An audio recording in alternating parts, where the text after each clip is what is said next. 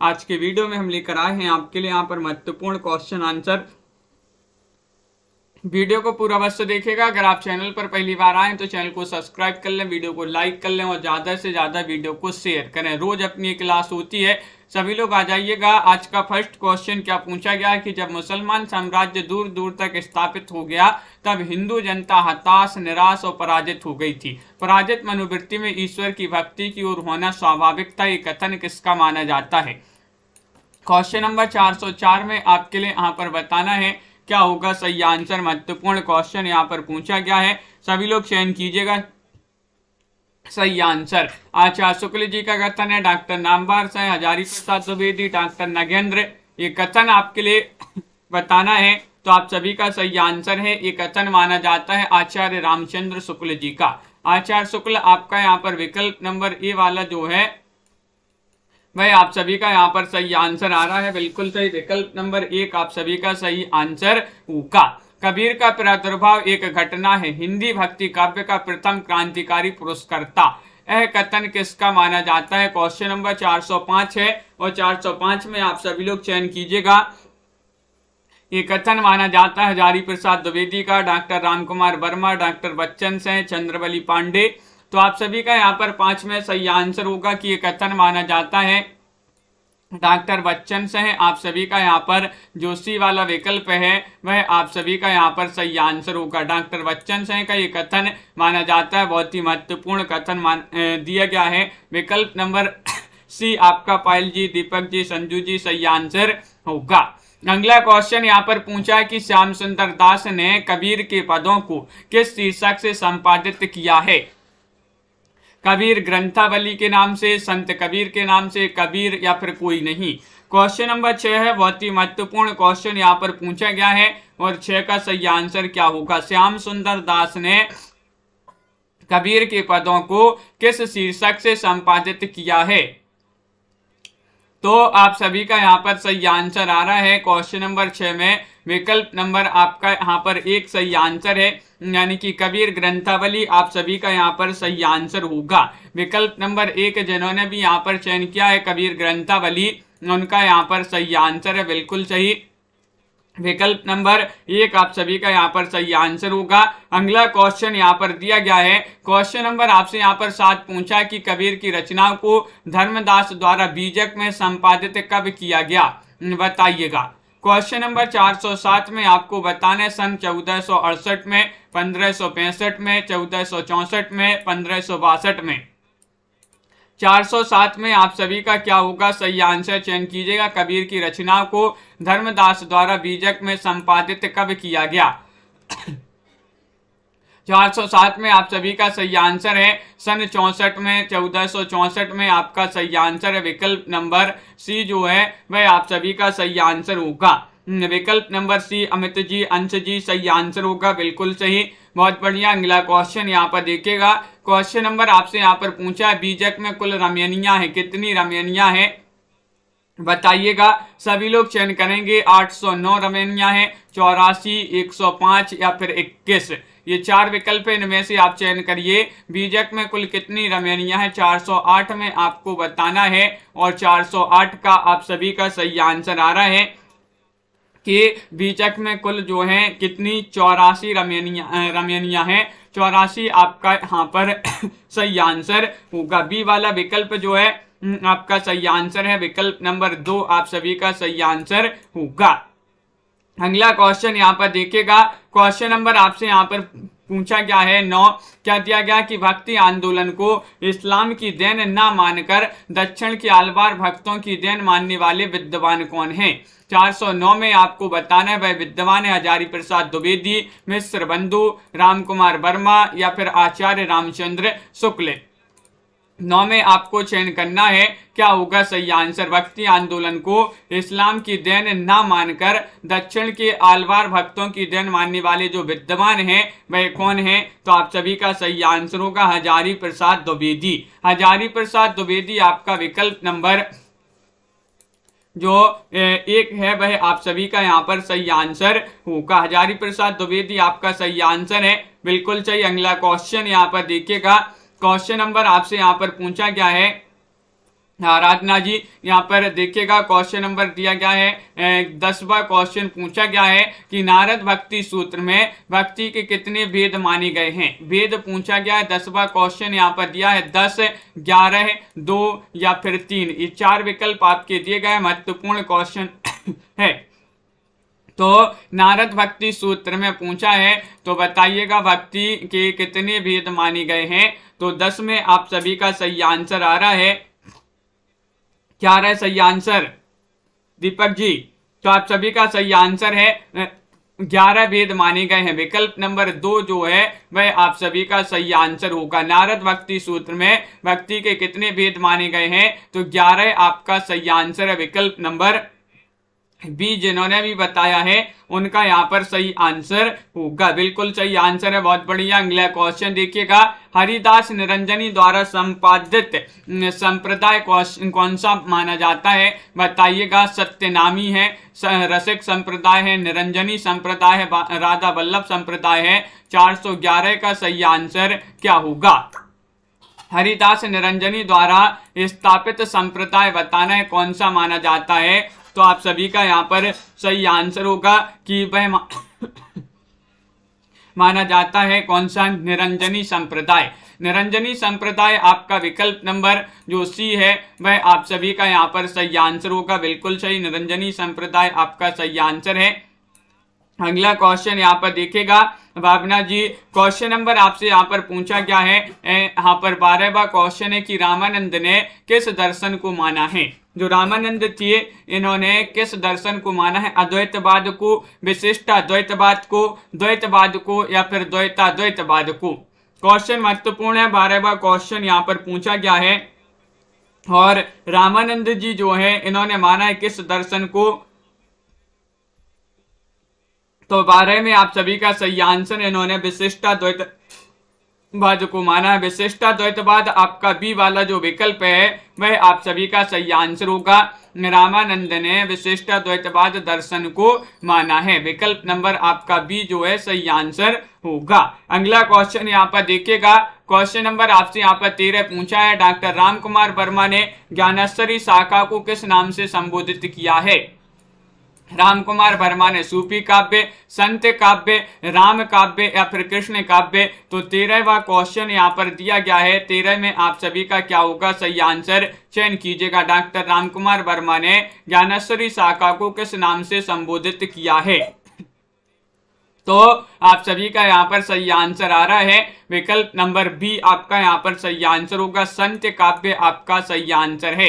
क्या है सही आंसर? संत काव्य। विकल्प नंबर 2 जो है वह आप सभी का सही आंसर होगा। बहुत बढ़िया, बिल्कुल सही आंसर चयन किया है।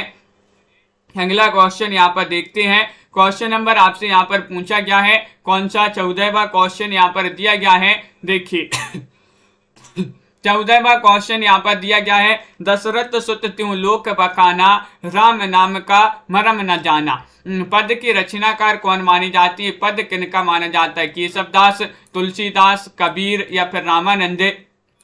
414 में आपको चयन करना है। दशरथ सुत त्यों लोक बखाना, राम नाम का मरम न जाना। ये पद माना जाता है किनका? कबीर जी का ये पद माना जाता है। कबीर आपका यहाँ पर सही आंसर होगा। विकल्प नंबर सी वाला जो विकल्प है वह आप सभी का यहाँ पर सही आंसर है। बिल्कुल सही, बहुत बढ़िया। विकल्प नंबर 3 यहाँ पर जिन्होंने भी चयन किया है उनका यहाँ पर सही आंसर होगा। अगला क्वेश्चन यहाँ पर देखिएगा, status by RR ji, Chandni ji. Question number आपसे यहाँ पर पूछा गया है 15वां क्वेश्चन है। क्या पूछा है कि निर्गुण राम जपहु रे भाई, अभिगति की गति लखी न जाई। पद के रचयिता कौन माने जाते हैं? 15वां क्वेश्चन यहाँ पर पूछा गया। तुलसीदास, अग्रदास, कबीरदास, केशवदास। तो 15 में आप सभी का यहाँ पर क्या होगा सही आंसर? निर्गुण राम जपहु रे भाई, अभिगति की गति लखी न जाई। ये जो पद माना जाता है ये पद माना जाता है किनका? कबीर जी का। विकल्प नंबर आपका क्या होगा सही आंसर? सी वाला जो विकल्प है वह आप सभी का यहाँ पर सही आंसर। विकल्प नंबर 3 आप सभी का सही आंसर यहाँ पर होगा। बिल्कुल सही, बहुत बढ़िया, सभी लोगों ने सही आंसर बताया है। रामानंद के गुरु कौन थे? रामानंद जी जो थे इनके गुरु आपके लिए बताना है कौन थे। ब्रजानंद थे, राघवानंद थे, या फिर वल्लभाचार्य थे, हरियानंद थे। तो देखिएगा जो मीराबाई थी, मीराबाई, इनके गुरु कौन थे? रैदास थे। कौन थे? रैदास। और रैदास के गुरु कौन थे? रामानंद। कौन थे? रामानंद। रामानंद के गुरु कौन थे? राघवानंद। राघवानंद आपका यहाँ पर विकल्प नंबर जो बी है वह आप सभी का यहाँ पर सही आंसर होगा। बी वाला विकल्प जिन्होंने भी चयन किया है उनका यहाँ पर सही आंसर है। अगला क्वेश्चन यहाँ पर देखिएगा, क्वेश्चन नंबर आपसे यहाँ पर पूछा है नामदेव के गुरु कौन थे? नामदेव के गुरु कौन थे ये पूछा गया है। 17वां क्वेश्चन यहाँ पर दिया गया है। विशोबा खेचर थे, ज्ञानदेव थे, एकनाथ थे, तुकाराम थे, कौन थे? 17वां क्वेश्चन है, बहुत ही महत्वपूर्ण क्वेश्चन यहाँ पर दिया गया है और आप सभी का यहाँ पर सही आंसर आ रहा है। अपर्णा जी, साधना जी, क्या होगा सही आंसर? नामदेव के गुरु माने जाते हैं विशोबा खेचर। विकल्प नंबर आपका यहाँ पर क्या है सही आंसर? एक सही आंसर होगा, बिल्कुल सही। विकल्प नंबर ए जिन्होंने भी चयन किया है उनका यहाँ पर सही आंसर है। बहुत बढ़िया, सभी लोगों ने विकल्प नंबर एक जिन्होंने भी चयन किया है उनका यहाँ पर सही आंसर होगा। अगला क्वेश्चन यहाँ पर देखते हैं। लाइक अवश्य करते जाइएगा सभी लोग, जिन्होंने अभी तक वीडियो को लाइक नहीं किया है लाइक अवश्य कर लेंगे। नाभादास कृत भक्तमाल की रचना कब हुई? कब हुई ये आपसे पूछा गया है, बताइएगा सभी लोग। सन 1585 ईस्वी में, 1468 ईस्वी में, 1464 ईस्वी में, 1462 ईस्वी में। 418वां क्वेश्चन यहाँ पर दिया गया है और आप सभी का सही आंसर होगा कि नाभादास कृत भक्तमाल की जो रचना है ये हुई थी कब? विकल्प नंबर आपका यहाँ पर एक सही आंसर है, यानी कि 1400 नहीं, यहाँ पर 1585 होगा सही आंसर।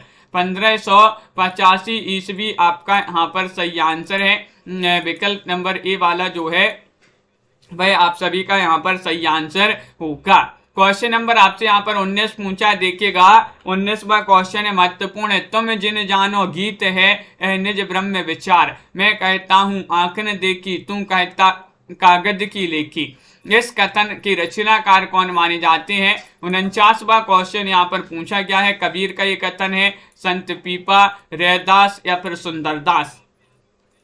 49 में शीला जी बताना है क्या होगा सही आंसर। तुम जिन जानो गीत है निज ब्रह्म विचार, मैं कहता हूँ आंख न देखी, तू कहता कि कागज की लेखी। इस कथन या इन पंक्तियों के जो रचनाकार हैं वह कबीर जी माने जाते हैं। विकल्प नंबर आपका यहाँ पर ए वाला जो विकल्प है वह आप सभी का सही आंसर होगा। कबीर आपका सही आंसर है, बिल्कुल सही। अगला क्वेश्चन यहाँ पर देखिएगा, क्वेश्चन नंबर आपसे यहाँ पर 20 पूछा गया है। निम्न में से किस संत का जन्म अलव के धौलीधूप ग्राम में एक मुसलमान परिवार में जन्म हुआ था? बताइएगा वह कौन से संत थे? मलूकदास थे, लालदास थे, बाबा लाल थे, संत सिंगा थे, कौन थे? 20वां क्वेश्चन यहाँ पर पूछा गया है, बहुत ही महत्वपूर्ण क्वेश्चन दिया गया है और आप सभी का सही आंसर है कि निम्न में से किस संत का जन्म अलव के धौलीधूप ग्राम में एक मुसलमान परिवार में इनका जन्म हुआ था? तो आपका सही आंसर है 20 में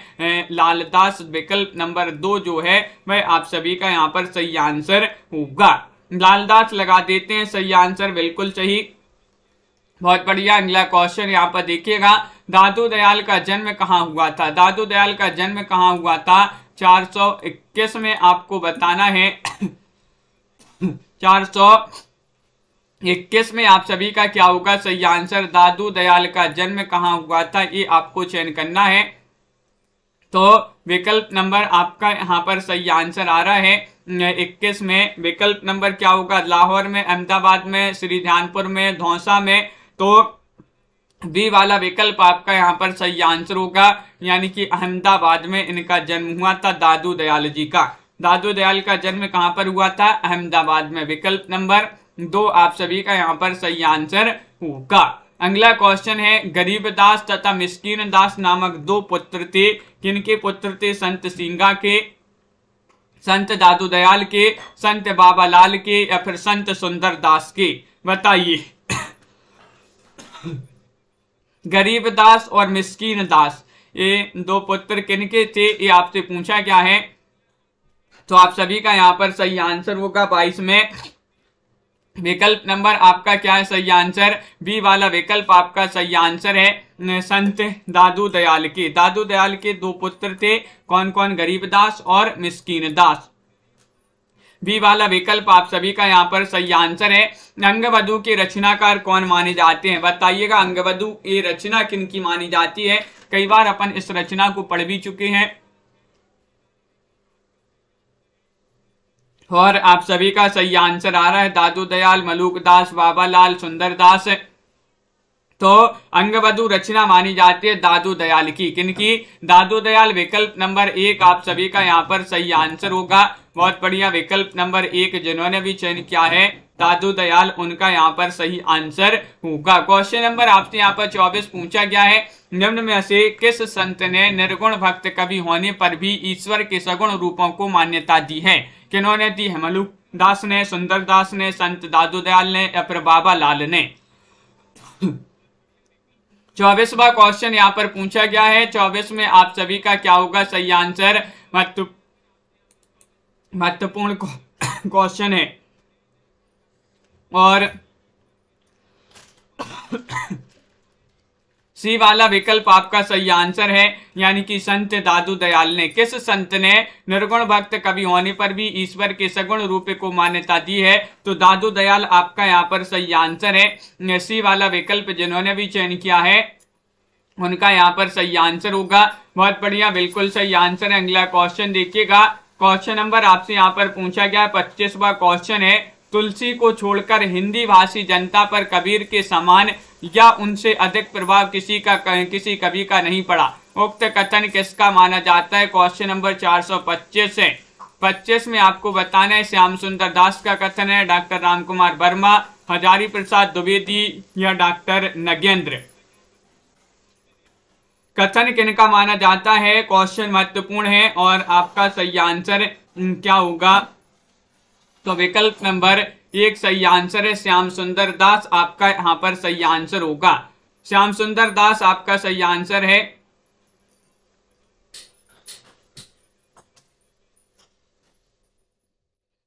और आप सभी का यहाँ पर बिल्कुल सही आंसर आ रहा है। क्या है सही आंसर? श्याम सुंदर दास आपका सही आंसर है, बिल्कुल सही। श्याम सुंदर दास जी का ये कथन माना जाता है। अगला क्वेश्चन यहाँ पर देखिएगा। क्वेश्चन नंबर आपसे यहाँ पर पूछा गया है, कौन सा? यहाँ पर 26वां क्वेश्चन दिया गया है कि सूफी काव्यधारा की प्रेम पद्धति भारतीय प्रेम पद्धति के अनुकूल ही है। ये कथन किसका माना जाता है? बताइए।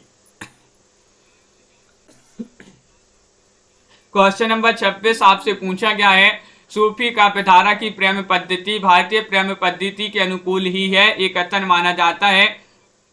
हाँ दीपक जी, संजू जी, तो आप सभी का यहाँ पर सही आंसर है हजारी प्रसाद द्विवेदी, रामचंद्र शुक्ल, डॉक्टर नगेंद्र, रामकुमार वर्मा। तो क्वेश्चन नंबर 26 में आप सभी का यहाँ पर सही आंसर आ रहा है। क्या आ रहा है सही आंसर? डॉक्टर नगेंद्र आपका यहाँ पर सही आंसर है। सी वाला जो विकल्प है वह आपका यहाँ पर सही आंसर होगा। विकल्प नंबर 3 आप सभी का यहाँ पर सही आंसर है। बहुत बढ़िया, डॉक्टर नगेंद्र का ये कथन माना जाता है कि सूफी काव्यधारा की प्रेम पद्धति भारतीय प्रेम पद्धति के अनुकूल ही है। डॉक्टर नगेंद्र के अनुसार प्रथम सूफी रचना बताना है। डॉक्टर नगेंद्र के अनुसार बताना है तो चयन कीजिएगा। क्या होगा सही आंसर? हंसावली है, चंदायन है, सत्यवती कथा है, मृगावती है।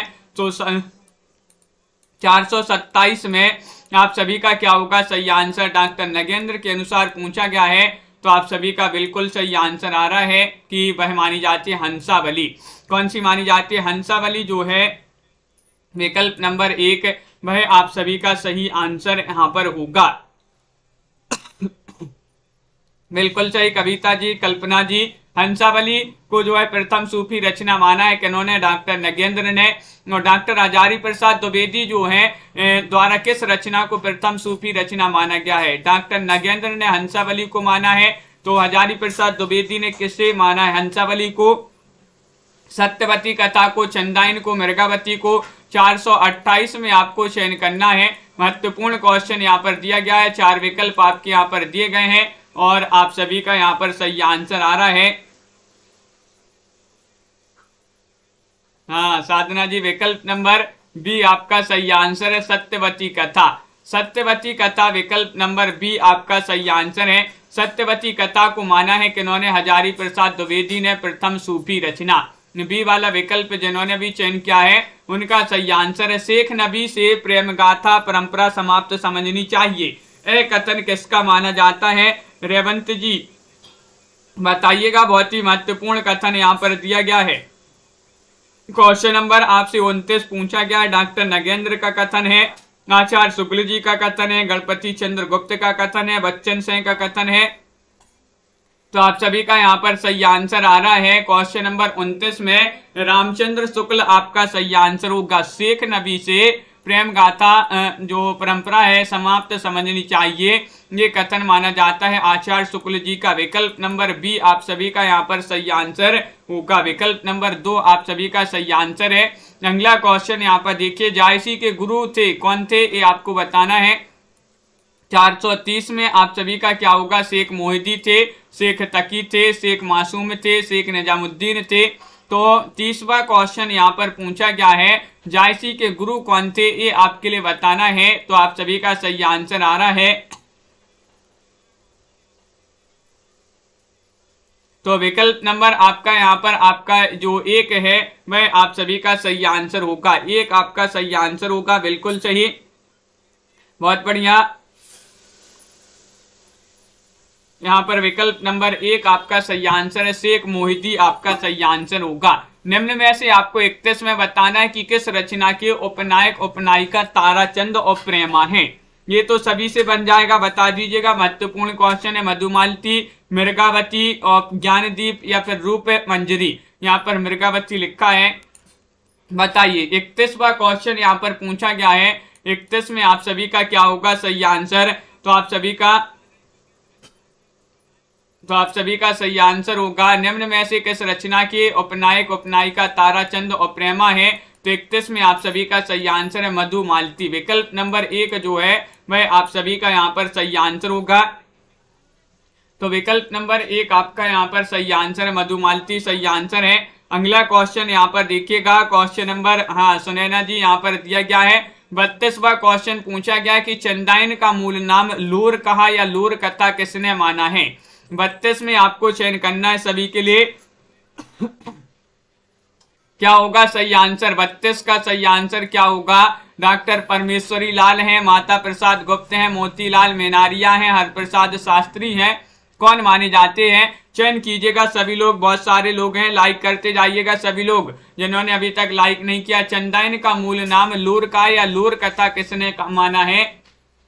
तो आप सभी का सही आंसर है डॉक्टर माता प्रसाद गुप्त ने। डॉक्टर माता प्रसाद गुप्त आपका सही आंसर होगा। विकल्प नंबर बी जिन्होंने भी यहाँ पर चयन किया है उनका यहाँ पर सही आंसर होगा। अगला क्वेश्चन देखिएगा, क्वेश्चन नंबर यहाँ पर क्या पूछा गया है? क्वेश्चन नंबर आपसे यहाँ पर 43 पूछा है, प्रसंग पारिजात के रचनाकार कौन माने जाते हैं। 33वां क्वेश्चन यहाँ पर पूछा गया है, प्रसंग पारिजात राधो दास हैं, चेतन दास हैं, अनंत दास हैं, प्रिया दास हैं, कौन माने जाते हैं? तो चयन कीजिएगा, बहुत ही महत्वपूर्ण क्वेश्चन यहाँ पर दिया गया है। क्या है सही आंसर? प्रसंग पारिजात के रचनाकार कौन माने जाते हैं? 33वां क्वेश्चन यहाँ पर दिया गया है और आप सभी का यहाँ पर सही आंसर होगा विकल्प नंबर बी यानी कि चेतन दास आपका सही आंसर होगा। चेतन दास आपका सही आंसर है, बिल्कुल सही, बहुत बढ़िया। बी वाला विकल्प जिन्होंने भी यहाँ पर चयन किया है उनका यहाँ पर सही आंसर होगा। अगला क्वेश्चन यहाँ पर देखिएगा, क्वेश्चन नंबर आपसे यहाँ पर 44 क्वेश्चन नंबर 34 है, क्या पूछा गया है? यहाँ पर दिया गया मलुक दास कृत रचनाएं बताना है। मलुक दास की रचनाएं कौन सी है ये चयन करना है। ज्ञानबोध है, ज्ञान परोक्षी है, या फिर विभवभूति है, या फिर विभव विभूति, रतन खान या उपयुक्त सभी। 34 में आप सभी के लिए चयन करना है, क्या होगा सही आंसर? चयन कीजिएगा, महत्वपूर्ण क्वेश्चन यहाँ पर दिया गया है और आप सभी का सही आंसर है राजन जी, दीपक जी, क्या होगा सही आंसर? सभी लोग बता रहे हैं कि यहाँ पर उपर्युक्त तो सभी लगा दीजिएगा। विकल्प नंबर डी में सही आंसर। उपर्युक्त तो सभी जो रचनाएं दी गई हैं, ज्ञानबोध, ज्ञान परोक्षी, विभव विभूति, रतन खान, उपर्युक्त तो सभी रचनाएं मलुक दास की रचनाएं मानी जाती हैं। विकल्प नंबर डी आपका यहाँ पर सही आंसर होगा। सुंदरदास के गुरु कौन थे? सुंदरदास के गुरु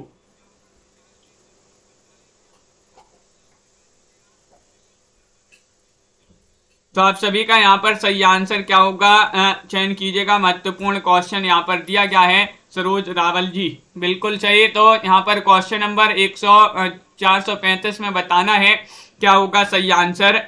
तो 435 में दादू आपका यहाँ पर सही आंसर होगा। दादू जिन्होंने भी चयन किया है, सुंदरदास के गुरु कौन थे? तो दादू थे, दादू। विकल्प नंबर आपका 1 वाला जो है वह सही आंसर होगा। अगला क्वेश्चन यहाँ पर देखिएगा। क्वेश्चन नंबर आपसे यहाँ पर पूछा गया है 36वां क्वेश्चन यहाँ पर दिया गया है कि सुंदरदास का जन्म कब हुआ था? सुंदरदास जी जो हैं जिनका जन्म हुआ था 1590 में, 1596 में, 1567 में, 1504 में। तो 436 में आप सभी का क्या होगा सही आंसर? सुंदरदास जी का जन्म कब हुआ था ये पूछा गया है। तो आप सभी का यहाँ पर सही आंसर आ रहा है 36 में। विकल्प नंबर आपका यहाँ पर बी जो है वह सही आंसर होगा 1596 में। 1596 आपका यहाँ पर सही आंसर होगा। विकल्प नंबर बी जो है वह आप सभी का सही आंसर होगा। जिन्होंने विकल्प नंबर 2 चयन किया है उनका यहाँ पर सही आंसर है देवव्रत जी, निशा जी, अर्चिता जी। अगला क्वेश्चन देखिए। निम्न में से कौन से संत श्रृंगार रस की रचनाओं के कट्टर विरोधी थे? बताइएगा। क्वेश्चन नंबर आपसे यहाँ पर 37 पूछा गया है, बहुत ही महत्वपूर्ण है। अपन ने कई बार इस क्वेश्चन को पढ़ा है। सुंदरदास, मलुकदास, बाबालाल या फिर संत रज्जब। 37 में चयन कीजिएगा। महत्वपूर्ण क्वेश्चन यहाँ पर दिया गया है। कौन से वह संत थे जो श्रृंगार रस की रचनाओं के कट्टर विरोधी थे? तो 37 में आपका विकल्प नंबर 1 सही आंसर है सुंदरदास। सुंदरदास आपका यहाँ पर सही आंसर है। अब जो सुंदर है उनको श्रृंगार की क्या जरूरत? जो सुंदर है उनको श्रृंगार की क्या जरूरत? श्रृंगार का तो वो विरोध करेंगे। तो सुंदर से सुंदरदास आपका सही आंसर होगा। और ये श्रृंगार रस का जो श्रृंगार रस की रचनाएं थी उनकी कट्टर विरोधी थे ये सुंदरदास। अगला क्वेश्चन यहाँ पर देखिएगा। क्वेश्चन नंबर 38 आपसे यहाँ पर पूछा गया है। नानक देव की रचनाओं को एकत्रित करने का श्रेय किसको जाता है? गुरु अमरदास को, गुरु अंगद को, गुरु रामदास को या फिर गुरु अर्जुन देव? 38 में आपको चयन करना है, क्या होगा सही आंसर? राखी जी, तो आप सभी का यहाँ पर सही आंसर क्या है? तो यहाँ पर सभी लोग बता रहे हैं नानक देव की रचनाओं को एकत्रित करने का जो श्रेय है वह गुरु अंगद को है। गुरु अंगद आपका यहाँ पर बी वाला विकल्प होगा सही आंसर। विकल्प नंबर 2 होगा सही आंसर। विकल्प नंबर बी है यहाँ पर आपका सही आंसर। नानक देव की रचनाओं को एकत्रित करने का श्रेय किसको है?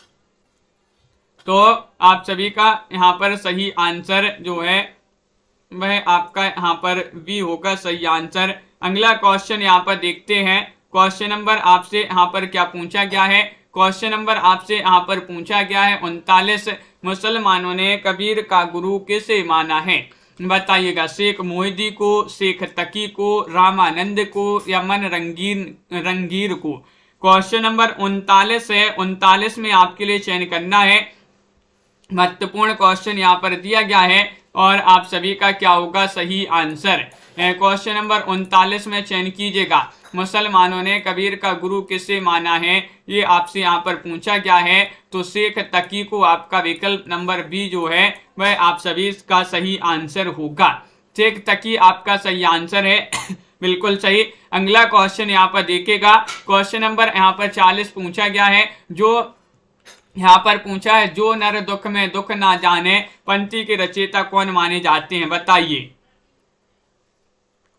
तो क्या है सही आंसर? जो नर दुख में दुख ना जाने पंक्ति मानी जाती है नानक देव की, गुरु अंगद की, गुरु गोविंद से या फिर गुरु अर्जुन देव की। तो आप सभी का यहाँ पर क्वेश्चन नंबर 40 में सही आंसर आ रहा है कि ये पंक्ति मानी जाती है किनकी? नानक देव की। नानक आपका सही आंसर होगा राजीव जी। नानक देव जी जो हैं उन्हीं की पंक्ति मानी जाती है कि जो नर दुख में दुख ना माने।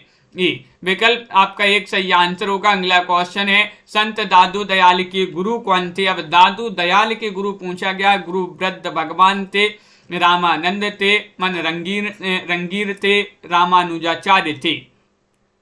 बताइएगा, चयन कीजिएगा। लाइक अवश्य कर लेंगे सभी लोग जिन्होंने अभी तक लाइक नहीं किया है। क्वेश्चन महत्वपूर्ण है और आप सभी का यहाँ पर सही आंसर आ रहा है कि जो नर दुख में हाँ, यहाँ पर पूछा है आपसे संत दादू दयाल की गुरु पूछा गया है, गुरु कौन थे? तो आप सभी का गुरु जो थे वह थे गुरु वृद्ध भगवान। कौन थे?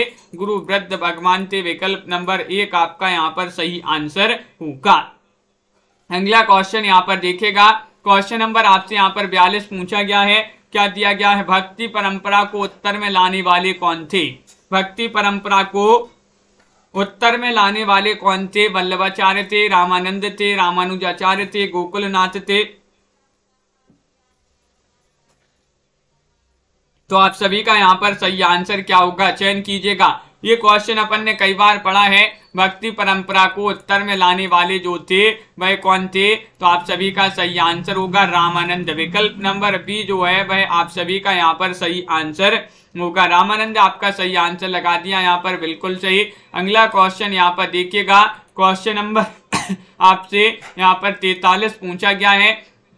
आचार्य शुक्ल ने किस रचना को प्रेमाख्यानिक परंपरा में स्थान नहीं दिया है? वह रचना आपके लिए चयन करना है। कौन सी वह रचना है अनंत जी? चयन कीजिएगा। ईश्वर दास कृत सत्यवती कथा, उस्मान कृत चित्रावली, नूर मोहम्मद कृत इंद्रावती, शेख नबी कृत ज्ञानदीप। 43 में चयन कीजिएगा। आचार्य शुक्ल ने किस रचना को प्रेमाख्यान परंपरा में स्थान नहीं दिया है?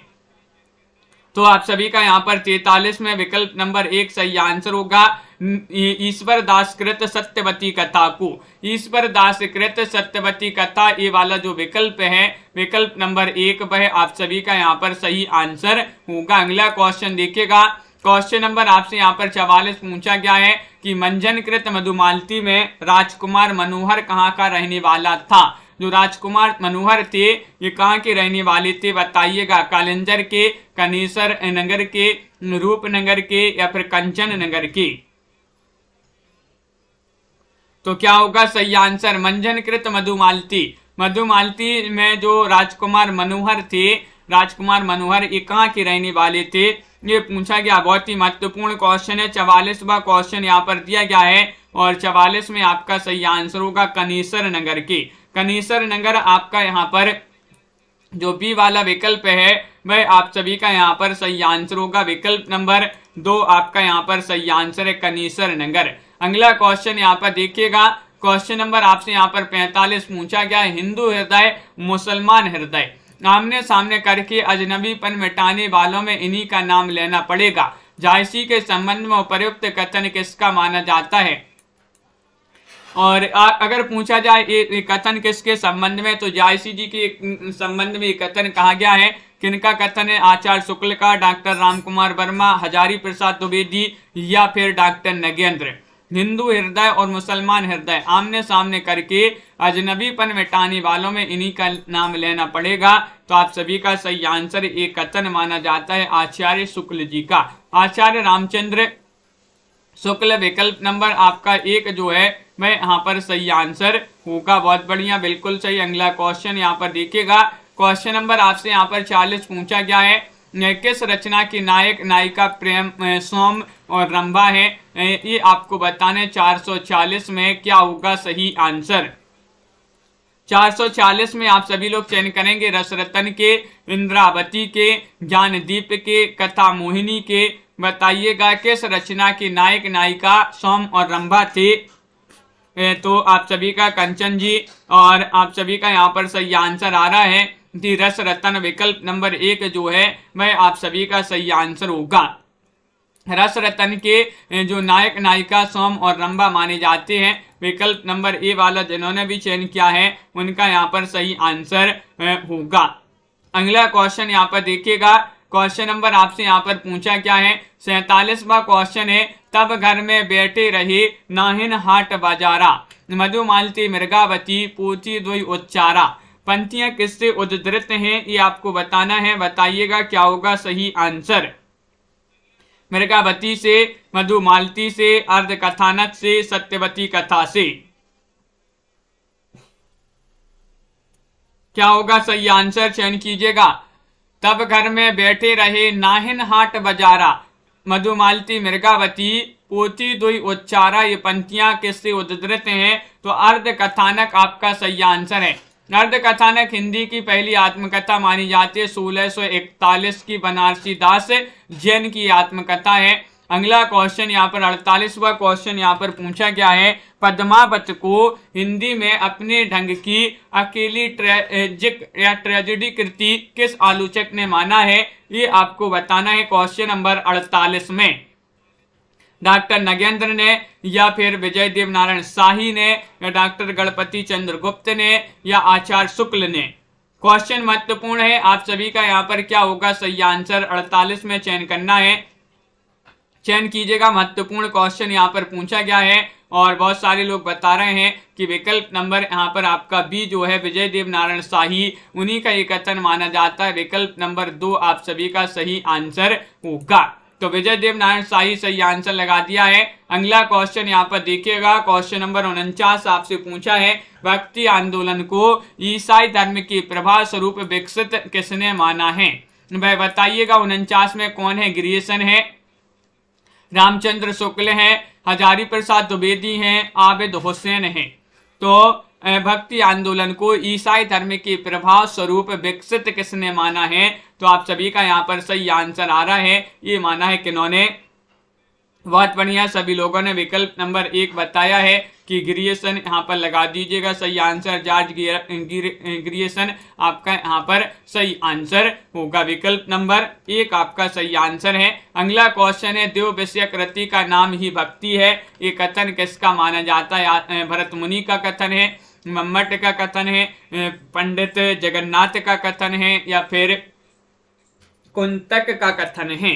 किनका कथन माना जाता है, देव विषयक रति का नाम ही भक्ति है, ये कथन माना जाता है किनका, तो 50 में आप सभी का विकल्प नंबर जो यहाँ पर बी आ रहा है वह आप सभी का सही आंसर होगा। मम्मट का ये कथन माना जाता है, किनका कथन माना जाता है, मम्मट का कथन, विकल्प नंबर बी वाला आप सभी का सही आंसर यहाँ पर होगा, बिल्कुल सही, बहुत बढ़िया। इस प्रकार के जो है बहुत ही महत्वपूर्ण क्वेश्चन थे। तो आज के वीडियो में बस इतना ही। सभी लोग वीडियो को लाइक कर लें, चैनल को सब्सक्राइब कर लें और ज़्यादा से ज़्यादा वीडियो को शेयर करें। बहुत सारे लोगों ने अभी तक लाइक नहीं किया है, जल्दी से लाइक कर लीजिएगा। रोज आपके लिए क्लास लाई जाती हैं तो सभी लोग जुड़िएगा।